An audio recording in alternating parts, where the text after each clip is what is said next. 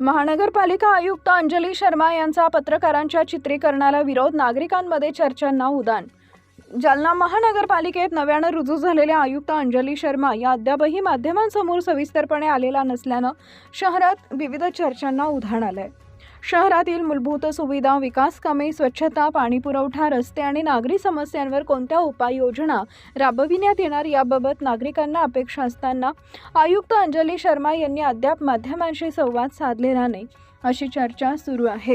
महानगरपालिकेत विविध बैठका घेतल्या जात असल्या तरी पत्रकारांना चित्रीकरण आणि शूटिंग करण्यास विरोध दर्शवण्यात आल्याचा आरोप होतोय।